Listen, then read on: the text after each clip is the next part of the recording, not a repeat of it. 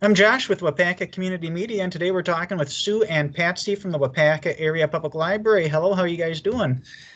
Morning, Josh. We're great. Yes, it's a happy day here. Happy Wednesday.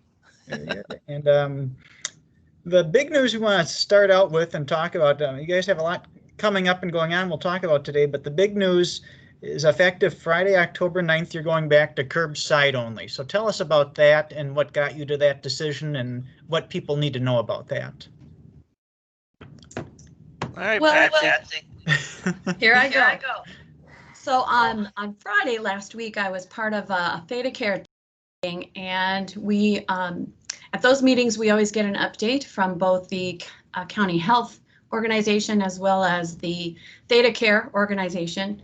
And when they fully explained the rate of the spread and how it's grown and accelerated, and how hospitals are now at reaching 90% capacity and having to add beds and implement their surge plans, they really urged that community leaders do something to help educate the community and to help kind of limit the large gatherings.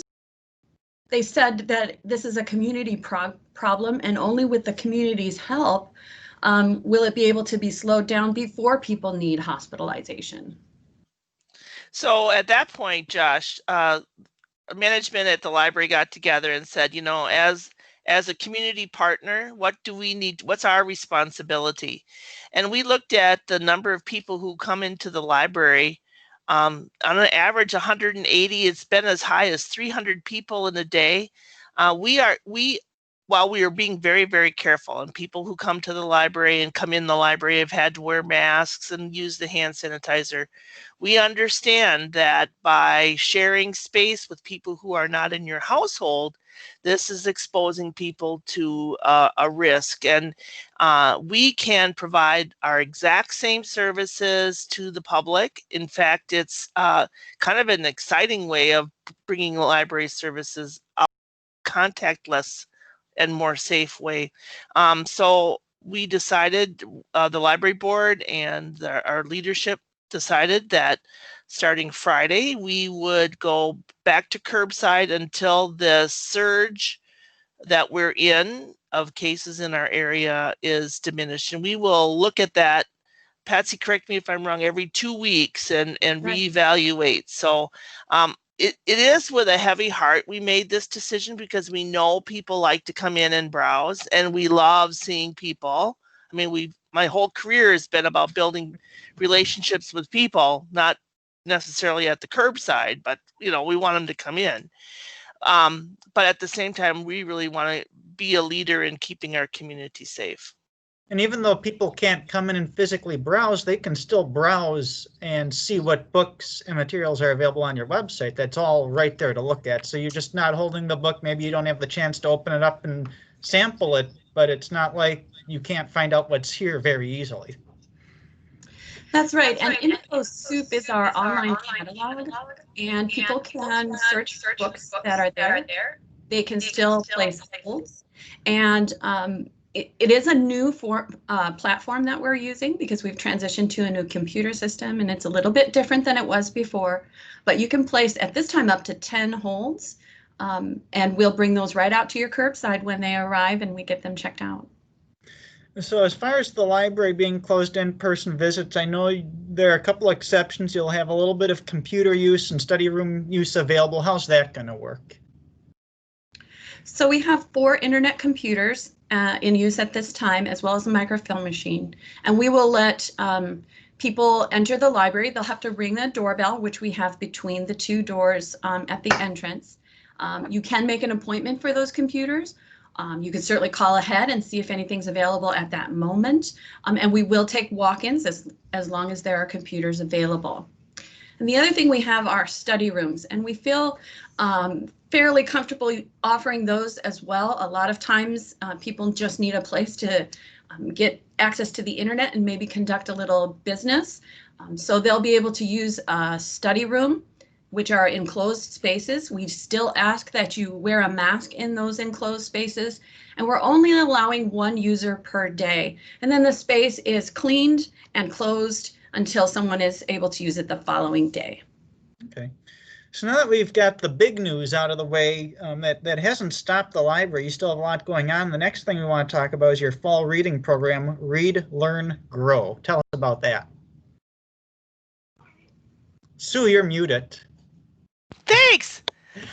That was a trick. No. Thanks. For the next 3 months, we are hoping and inviting people to join in our reading challenge. We're using our online software Beanstack like we did this summer.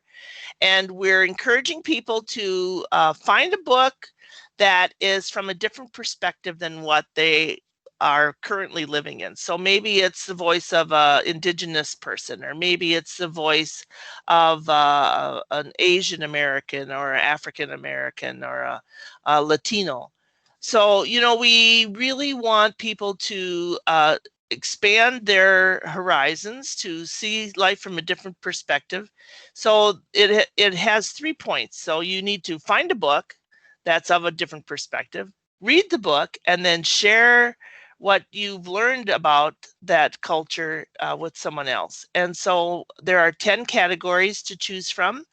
And our hope is that we will not just broaden our personal horizons, but as a community, we will learn to understand each other better and treat each other with greater kindness and empathy. And it's really very exciting. Right now I'm reading a terrific book called oh, sure. Now I totally freaked on the title. It's about the migration, the great migration of African Americans from the South to the North. And it tells the story of 3 families. And it's just fascinating about, you know, how they really were thinking they were coming to the promised land. And yet the promised land in the North, while not Jim Crow laws, gave them different problems. And so it's a very interesting book. The Warmth of Other Suns. I knew it would come to me. That's the name of the book. So we're going to be sharing those book talks of books we're reading with people in book talks on our website and on our Facebook page. So please, please, please, folks, like us on Facebook. That's how you're going to get the best information and the most current information.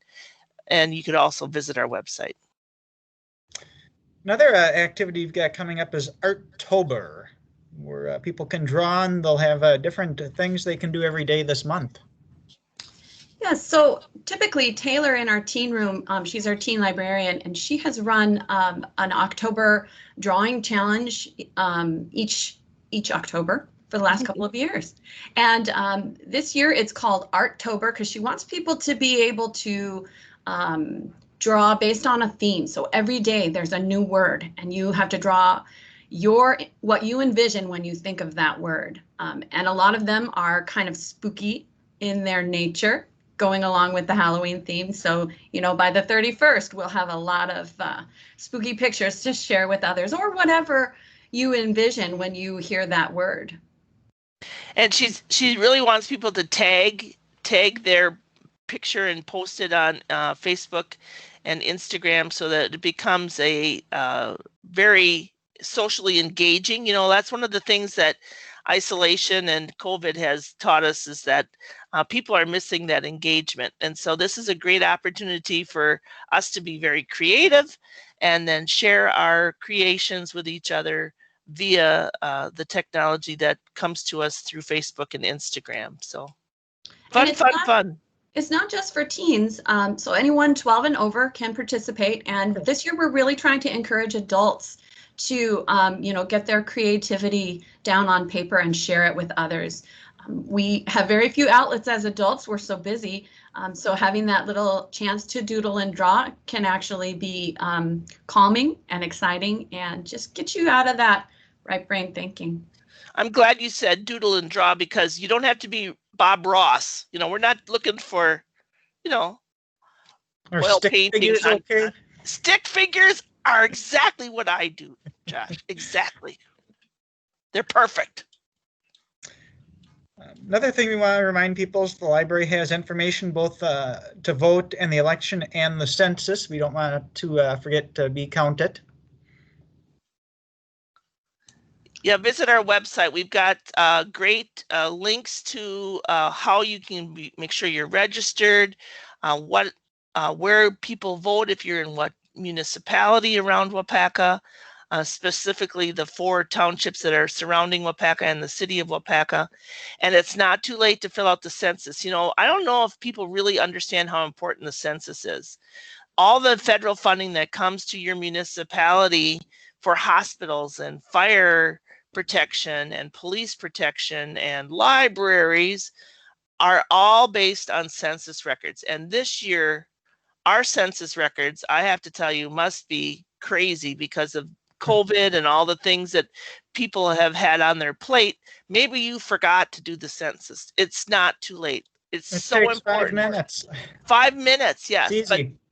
And that's online and it's very fast. But for some people, maybe being online is too difficult. And so using our computers, Patsy and the upstairs staff can certainly, I'm speaking for you, Patsy, but I'm hoping that you'll say yes to this, that will help people fill out their census. They can sit right by us and, well, socially distanced, and we'll help them fill out their census because it's so important.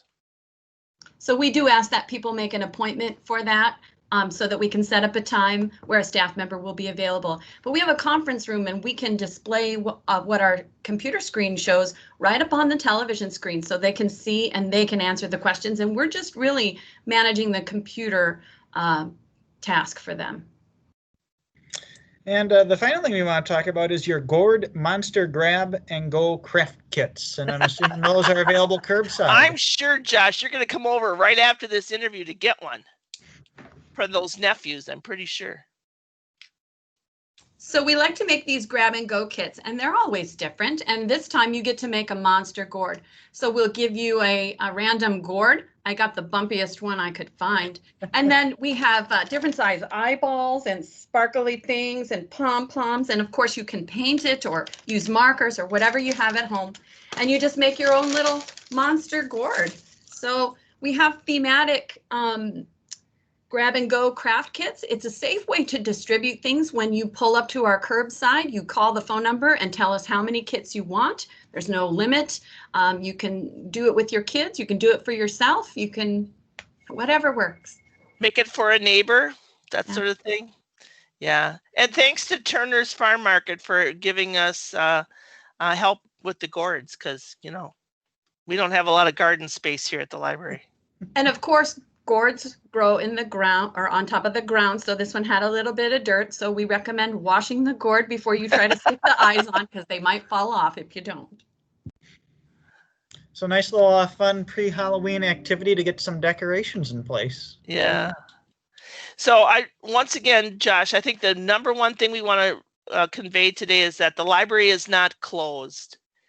We are still open for service. It's just a different kind of service starting on Friday. We are as open as ever. We're open Monday through Thursday from 9 until 8 p.m. on Friday from 9 until 6 and on Saturdays 9 until 2. So all of the services that we would provide in the library, we are providing curbside. So please, please, please don't think we're closed. We're not closed. And if you're wondering what those services are, there's a list that we've added to our website of at least 15 or more services that we have.